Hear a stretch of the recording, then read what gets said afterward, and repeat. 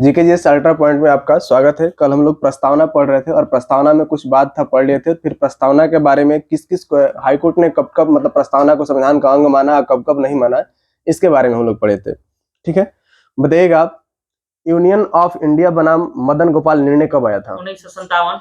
बताइएगा, union of India बनाम मदन गोपाल निर्णय में उच्चतम न्यायालय का पक्ष क्या था? प्रस्तावना जो है संविधान का भाग नहीं है। ठीक है, आप बताइएगा कि किस निर्णय में संविधान सुप्रीम कोर्ट ने कहा कि प्रस्तावना जो है संविधान का अंग है अर्थात विधायिका इसमें संशोधन कर सकती है? 1973। हाँ ठीक है, केशवानंद भारती बनाम केरल राज्यवाद। ठीक ना, पहली बार ऐसा समय आया था जब सुप्रीम कोर्ट ने प्रस्तावना को क्या माना था? संविधान का अंग माना था। हालांकि एक और वाद हुआ था, बताइए कौन सा? बेरुबाड़ी। कौन था? बेरुबाड़ीवाद। बेरुबाड़ीवाद कब हुआ था? 1960 में बेरुबाड़ीवाद हुआ था। बेरुबाड़ीवाद में क्या प्रस्तावना को संविधान का अंग माना गया था? नहीं। पूछेगा प्रस्तावना को संविधान का अंग किस वाद में माना गया था? तो कौन सा? केशवानंद भारती बनाम केरल राज्यवाद, इसी में माना गया था और किसी में नहीं माना गया था। बस, या किस में माना गया था तो सिर्फ एक में। किसमें माना गया? केशवानंद। लेकिन बाकी जितना भी केस आएगा उसमें प्रस्तावना को संविधान का अंग नहीं माना जाएगा।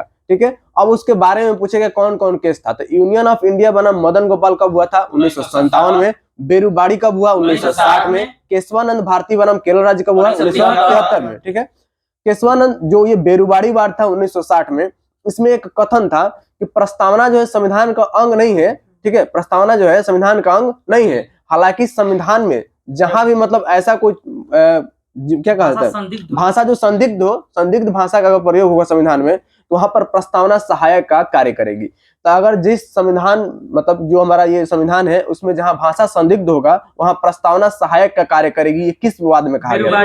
बेरुबाड़ी। ठीक ना, बेरुबाड़ीवाद में कहा गया था कि जहां संविधान की भाषा संदिग्ध होगी प्रस्तावना सहायक का कार्य करेगी। ये वर्ड किस मतलब की वाद में कहा गया था? बेरुबाड़ी वाद में। तो क्या इसमें माना प्रस्तावना का संविधान का अंग? प्रस्तावना का संविधान का अंग नहीं माना, लेकिन ये बात कहा कि अगर जहां प्रस्तावना के भाषा संविधान की भाषा संदिग्ध होगी वह प्रस्तावना क्या होगा? सहायक होगा। ठीक है, बताइएगा कि थ्योरी ऑफ बेसिक स्ट्रक्चर का जो सिद्धांत था ये किस वाद में दिया गया था? ठीक है, थ्योरी ऑफ बेसिक स्ट्रक्चर का सिद्धांत किस वाद में दिया गया था? तो केशवानंद भारती वाद में दिया गया था। ठीक है, यह पूछेगा कि मूल ढांचा का सिद्धांत सुप्रीम कोर्ट ने किस वाद में दिया था? केशवानंद भारती में। कौन सा वाद में दिया था? मूल ढांचा का सिद्धांत। इसी मूल ढांचे को इंग्लिश में बोला जाता है थ्योरी ऑफ बेसिक स्ट्रक्चर का सिद्धांत बोला जाता है। ठीक है, 42वां संविधान संशोधन 1976 हुआ था। इसके तहत प्रस्तावना में एक बार संशोधन है। पूछेगा हमारे संविधान के प्रस्तावना में कितने बार संशोधन हुआ है? एक बार। और इसमें कौन से शब्द जोड़े गए थे? समाजवादी, पंथ निरपेक्ष और राष्ट्र की अखंडता। है ना, समाजवादी, पंथ निरपेक्ष और राष्ट्र की अखंडता शब्द को क्या किया गया था? इसमें जोड़ा गया था। ठीक है, आगे एक प्रस्तावना में जो हमारा प्रस्तावना है इसमें कितने प्रकार की, ठीक है ना, न्याय की बात की गई है? 3 प्रकार। ठीक है ना, कितने प्रकार की न्याय है? 3। प्रस्तावना में न्याय कितना है? 3। कौन कौन? सामाजिक, आर्थिक, राजनीतिक। ठीक है, तो प्रस्तावना में न्याय कितना? सामाजिक, आर्थिक, राजनीतिक। ठीक है, प्रस्तावना में कितने प्रकार की स्वतंत्रता है? 5 प्रकार की स्वतंत्रता। कितना है? 5 प्रकार का। पहला है विचार, अभिव्यक्ति, विश्वास, धर्म और उपासना। इन 5 प्रकार की स्वतंत्रता का जिक्र प्रस्तावना में किया गया है। पूछेगा निम्न में से कितने प्रकार की स्वतंत्रता का जिक्र प्रस्तावना में किया गया है? 5 प्रकार का। तो ये मत सोचिए कि खाली प्रकार पूछेगा आपसे, ये भी हो सकता है कि 4 ऑप्शन डाल के भी पूछ दे कि निम्न में से कौन स्वतंत्रता के प्रकार में शामिल नहीं है। तो आपको पांचों का पांचों स्वतंत्रता याद होना चाहिए। कौन कौन सा? विचार, अभिव्यक्ति, विश्वास, धर्म और उपासना। इन 5 प्रकार की स्वतंत्रता की बात की है। कितने प्रकार का न्याय? सामाजिक, आर्थिक और राजनीतिक। इन 3 प्रकार के न्याय की बात की है।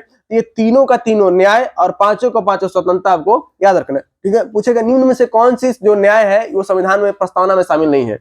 तो 3 आपको याद रहेगा, छांट लीजिएगा। ठीक है, आगे है इसमें समानता। कितने प्रकार की समानता की बात है? 2 प्रकार की समानता है। एक है कि प्रतिष्ठा का समानता और एक है अवसर, मतलब आपको समान प्रतिष्ठा मिलेगा और अवसर भी क्या मिलेगा? समान मिलेगा। तो कितने प्रकार की समानता है? 2 प्रकार की, प्रतिष्ठा की और अवसर की। समानता कितनी है? 2, प्रतिष्ठा और अवसर। इन 2 प्रकार की समानता की बात की गई है हमारे प्रस्तावना में। हमारे प्रस्तावना को संविधान सभा ने कब अंगीकृत किया गया था? 26 नवंबर 1949। ठीक है, नहीं 26 नवंबर कब हुआ था?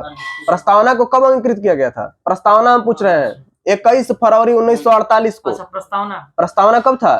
21 फरवरी 1948। छमी गलती बोल दिया क्या?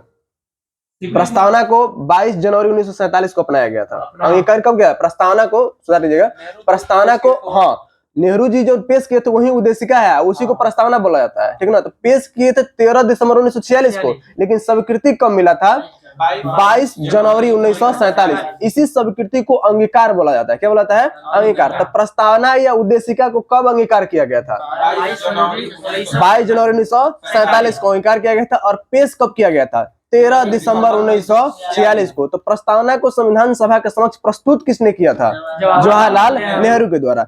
ये हमारा प्रस्तावना क्या हो गया? खत्म हुआ। ठीक है, आगे इसमें सुन लीजिएगा कि भारत के संविधान में 3 प्रकार की न्याय की बात की गई है और 5 प्रकार की स्वतंत्रता की और 2 प्रकार की समानता की बात की गई है। वो समानता कौन कौन सा है? तो प्रतिष्ठा और अवसर का है। न्याय कितना है? 3, सामाजिक, आर्थिक, राजनीतिक। स्वतंत्रता कितनी है? 5, विचार, अभिव्यक्ति, विश्वास, धर्म, उपासना। ठीक है ना। इन 5 प्रकार की आपको क्या दी गई है?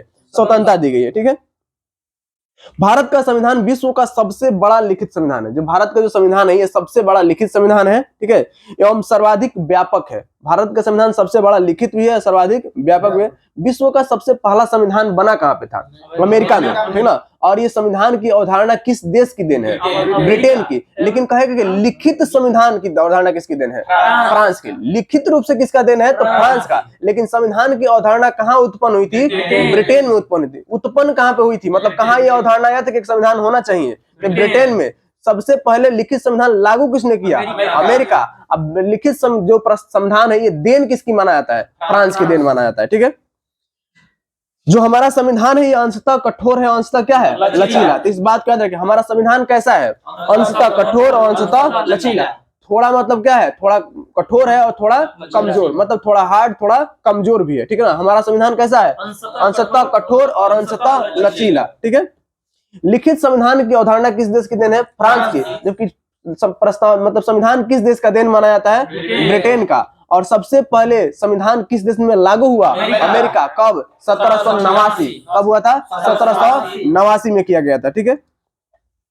भारतीय राजनीतिक व्यवस्था में संविधान क्या होता है? सर्वोच्च होता है। भारत की जो राजनीतिक व्यवस्था है इसमें सर्वोच्च किसको माना गया है? संविधान को माना गया है। भारत का संविधान अपना प्राधिकार कहां से अपना अधिकार किससे प्राप्त करता है? जनता से। अगर जनता संविधान को न माने तो उसको अधिकार कुछ रहेगा? ठीक है ना। तो जितना भी जो भारत का संविधान है अपना प्राधिकार किससे, अधिकार किससे लेता है? भारत की जनता से अधिकार लेता है, क्योंकि भारत की जनता ने संविधान बनाया है। तो अधिकार किसको दिया गया है? भारत की जनता। ठीक है। भारत सरकार अधिनियम 1935 का संवैधानिक दस्तावेज है जो भारतीय संविधान तैयार करने में गहरा प्रभाव पड़ा है। तो पूछता है कि संविधान का ब्लूप्रिंट किसको बोला जाता है? 1935। ठीक ना। ब्लूप्रिंट मतलब ज्यों कहते हैं उसको भी एक कथन है अम्बेडकर जी का कि हमें इस वक्तव्य में कोई क्षमा नहीं मांगना है कि 1935 गवर्नमेंट ऑफ इंडिया का संविधान में ज्यों कहते हैं प्रत्यारोपण किया गया। यह कथन किसका था? भीमराव अम्बेडकर का है। ठीक है। भारत के संविधान में संघीय शासन शब्द का प्रयोग कहीं भी नहीं किया गया है। पूछेगा किस शब्द का प्रयोग नहीं है? तो संघीय शासन। ठीक है। भारत में एक संघीय शासन होगा, भारत में संघीय शासन नहीं होगा। ठीक है ना। तो भारत में संघीय शासन शब्द का कहीं भी प्रयोग नहीं किया गया है। ठीक है। क्योंकि भारत संघ नहीं, भारत राज्यों का संघ है। क्या है? भारत कोई संघ नहीं है, भारत क्या है? राज्यों का संघ। अगर संघ बना दे तो अपने मन स्वतंत्र हो जाएगा, लेकिन राज्यों का संघ रहेगा। इससे किसी भी राज्य को बाहर निकलने का मतलब स्वतंत्रता नहीं है। ठीक है ना। कि आप अलग एक देश बना लीजिएगा। ठीक है।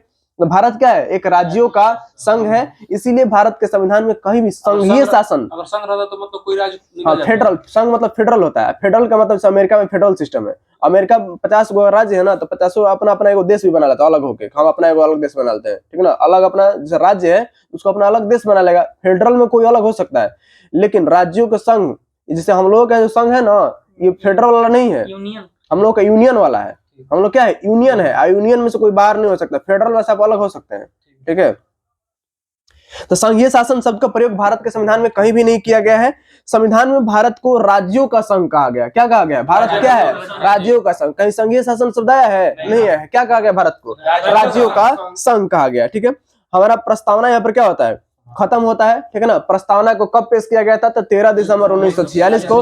प्रस्तावना को स्वीकृति या अंगीकार कब किया गया? तब 22 जनवरी 1947 को। प्रारूप समिति का गठन कब किया गया था? 29 अगस्त 1947 को।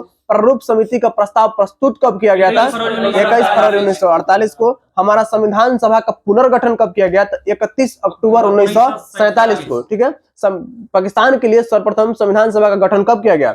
26 जुलाई 1946 को। ठीक है ना, 26 जुलाई 1947 को कब किया गया? 26 जुलाई 1947 को पाकिस्तान दिवस के रूप में कब मनाया गया था? 23 मार्च 1943 को। पहली बार एक अलग मुस्लिम राष्ट्र की मांग किसने की थी? मोहम्मद इकबाल ने। कब किया था? 1930 के किस अधिवेशन में? इलाहाबाद। प्रथम बार पाकिस्तान शब्द का प्रयोग किसने किया था? चौधरी रहमत अली। कब किए थे?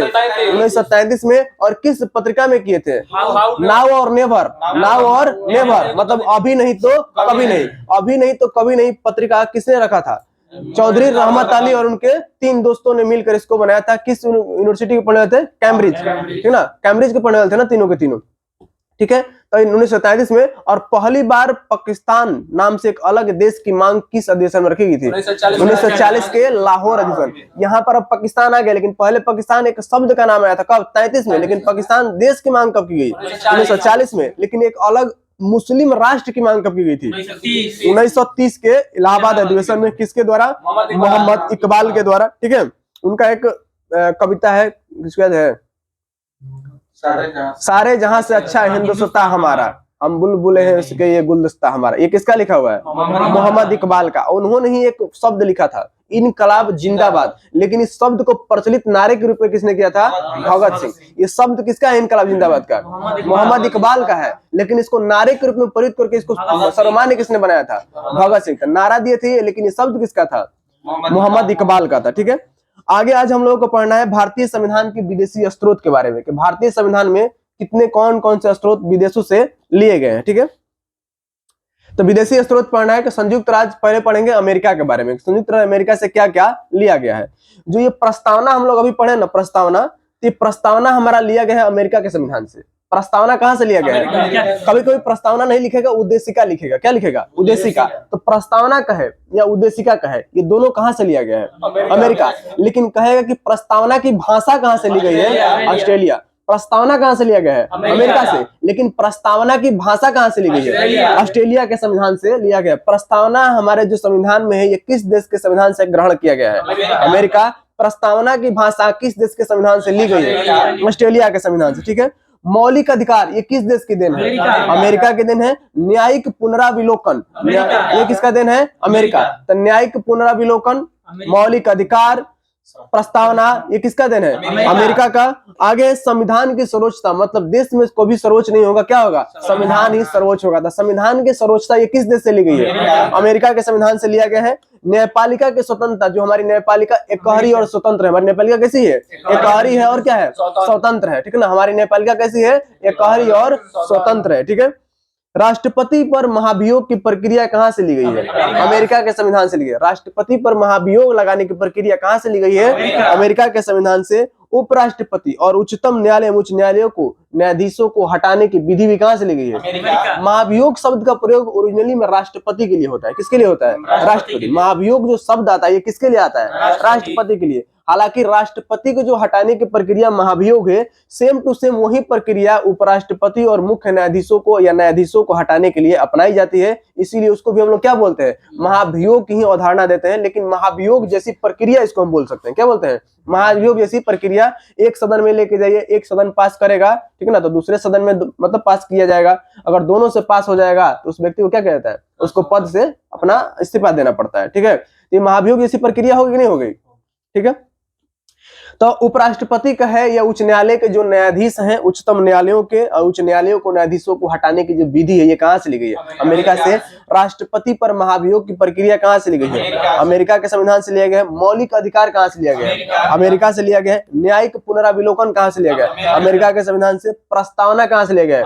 अमेरिका। या उद्देशिका कहां से ली गई है? लेकिन प्रस्तावना की भाषा का आएगा तो ऑस्ट्रेलिया हो जाएगा। ठीक है, आगे ये एक आपात है, वित्तीय आपात। ये वित्तीय आपात की अवधारणा में कहां से ली गई है? अमेरिका के संविधान से। जो वित्तीय आपात की अवधारणा हमारे संविधान में ये कहां से लिया गया है? अमेरिका के। एक विधि का समान संरक्षण, ठीक है ना, एक विधि का शासन होता है ना, विधि का शासन कहां से? ब्रिटेन के संविधान से।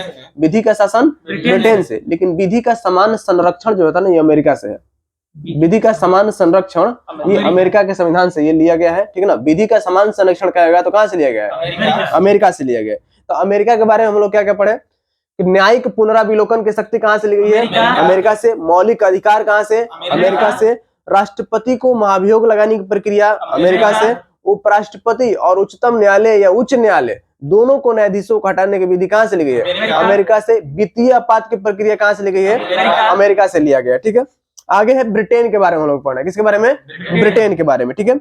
आगे संसदनात्मक शासन प्रणाली, संसदों की जननी किसको कहते हैं? ब्रिटेन को कहते हैं। संसद की जननी किसको कहते हैं हम लोग? ब्रिटेन को कहते हैं। तो संसदनात्मक प्रणाली कहाँ से हम लोग लिए हैं? ब्रिटेन से। कहाँ से लिए हैं? ब्रिटेन से।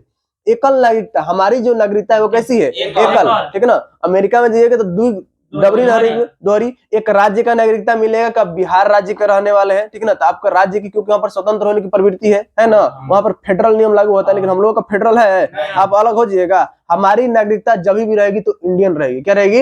इंडियन। लेकिन वहां पर इंडियन नहीं, वहां पर एक अमेरिका का मिलेगा और जो एक अमेरिका का राज्य है वहां का भी नागरिकता मिलेगा। बिहार राज्य की क्या है मतलब ऐसे तो, लेकिन नागरिकता नहीं होगा। हम लोगों का तो सिर्फ निवासी बोलता है ना, हम लोग निवासी हैं सिर्फ, लेकिन हम लोग नागरिक कहाँ के हैं? इंडियन, ठीक है ना। लेकिन वहां पर नागरिकता भी दोनों को मिलती है। एक स्विट्जरलैंड में भी दोहरी नागरिकता मिलती है और अमेरिका में भी मिलता है, ठीक है। तो जहां पर फेडरल है वहां पर नागरिकता कैसे मिलती है? दो। लेकिन ब्रिटेन में एकल नागरिकता का प्रावधान है, ठीक है। ब्रिटेन में कैसा नागरिकता है? एकल। तो ब्रिटेन में जो एकल नागरिकता है उसी से हम लोग एकल नागरिकता लिए हैं। तो हमारा भी नागरिकता कैसा है? एकल नागरिकता है, ठीक है। संसदात्मक शासन प्रणाली ब्रिटेन से। एकल नागरिकता ब्रिटेन। और विधि निर्माण प्रक्रिया, विधि को निर्माण करने की जो प्रक्रिया है कि विधि कैसे बनेगा, पहले आएगा तो हम लोग क्या बनाएंगे? विधेयक लेकर आते हैं, ठीक ना। क्या लेते हैं? विधेयक लेकर आते हैं। फिर उसमें क्या करते हैं हम लोग? उस पर बहस होगा, लोकसभा और राज्यसभा में जाएगा, उसके बाद पास होगा, उसके बाद कहाँ जाएगा? राष्ट्रपति। मतलब जो जो प्रक्रिया ब्रिटेन में अपनाई जाती है विधि के निर्माण के लिए, वही प्रक्रिया हमारे यहाँ भी थी। विधि के जो निर्माण की प्रक्रिया है वो कहाँ से ली गई है? ब्रिटेन से ली गई है, ठीक है। विधि का शासन कहाँ से लिया गया है? वही ब्रिटेन। विधि में कैसे शासन किया जाएगा? तो पहले विधायिका, कार्यपालिका, फिर न्यायपालिका। ये जो विधि का शासन की जो प्रक्रिया ये भी कहाँ से ली गई है? ब्रिटेन से। तो देखिए, विधि की शासन प्रक्रिया कहेगा ब्रिटेन से, और विधि निर्माण की प्रक्रिया कहेगा विधि का कैसे निर्माण करना है ये भी कहाँ से लिया गया है? ब्रिटेन से। और विधि के अनुसार कैसे शासन करना है ये भी कहाँ से? ब्रिटेन से। लेकिन विधि का समान संरक्षण अगर कहेगा ना, ये अमेरिका के संविधान से। कहाँ से लिया गया है? अमेरिका के संविधान से। संरक्षण कहेगा तो कहाँ से लिया गया है? अमेरिका के संविधान से। संसदीय विशेषाधिकार ये सब कहाँ से? ब्रिटेन से। कहाँ से? संसद का जो विशेषाधिकार मिलता है संसद के सदस्यों को 105 के तहत दिया जाता है, 103 के तहत विशेषाधिकार, उसको 40 दिन पहले ना आप गिरफ्तार कर सकते हैं। मतलब जब सेशन स्टार्ट होगा तो 40 दिन पहले और 40 दिन बाद तक कोई उसको गिरफ्तार किया जा सकता है। संसद सदस्य को नहीं गिरफ्तार, तो क्या उसका विशेषाधिकार है। संसद में वो कुछ भी बोल सकता है, उसको बोलने से आप नहीं रोक सकते हैं। और संसदीय बात अगर बोला गया तो उस पर आप कार्रवाई भी बाहर नहीं कर सकते हैं कि नहीं इनको ये बात बोल दिए हैं, झूठा आरोप लगा दिए तो उनको जेल हो जाएगा, ऐसा कुछ नहीं। वो क्या है? उसका संसदीय विशेषाधिकार है उसका, ठीक है। विशेषा क्या है उसका? तो संसदीय विशेषाधिकार कहाँ से लिया गया है? ब्रिटेन के संविधान से, ठीक है। मंत्रिमंडल व्यवस्था, जो मंत्रिमंडल प्रणाली है ये कहाँ से है? ब्रिटेन में। क्योंकि भारत में मंत्री पद की व्यवस्था सबसे पहले कब की गई थी? 1858 में। ये मंत्री पद समाप्त कब हो गया? 1947 में, ठीक है ना। राज्य सचिव का पद कब समाप्त हुआ? 1947 में समाप्त। लेकिन भारत परिषद कब बंद हो गया था? 1935 में। 1935 से बंद हुआ था ना, भारत परिषद का अंत कर दिया गया था। तो मंत्री पद तो पहले ही हम लोग यहाँ चला रहा है, तो मंत्री पद की प्रणाली हम कहाँ से लेंगे? ब्रिटेन से। तो मंत्री पद जो ये मंत्रिमंडल की प्रणाली है कहाँ से ली गई है? ब्रिटेन से ली गई है, ठीक है। परमाधिकार लेख, ये परम अधिकार हम पे किसका था? ब्रिटेन का था ना। तो परमाधिकार ये हम वो कहने का मतलब वो नहीं है, मतलब समझने के लिए बोल रहे हैं। तो परमाधिकार लेख कहाँ से लिया गया है? ब्रिटेन से लिया गया है, ठीक है। और द्विसदनात्मक, हमारा सदन कैसा है? दो सदनात्मक। द्विसदनीय व्यवस्था कहाँ से ली गई है? ब्रिटेन से। एक होगा लोकसभा, एक होगा राज्यसभा। तो जो दो सदन की व्यवस्था ये कहाँ से ली गई है? ब्रिटेन से। परमाधिकार लेख की व्यवस्था कहाँ से ली गई है? ब्रिटेन से लिया गया है, ठीक है। विधि का समान संरक्षण कहाँ से है? अमेरिका। कहाँ से? विधि का शासन कहाँ से है? ब्रिटेन से। और विधि के निर्माण की प्रक्रिया कहाँ से है? ब्रिटेन। विधि निर्माण हम लोग कहाँ से करना सीखे थे? 1773। 1773 के बाद क्या आया था? 1781, 1784, 1793, 17 फिर 1813, 1833, 1858, 1861, 61 के बाद 1909, 1892, 1909, 1919, 1919 के बाद 1935। ये निर्माण की क्या है?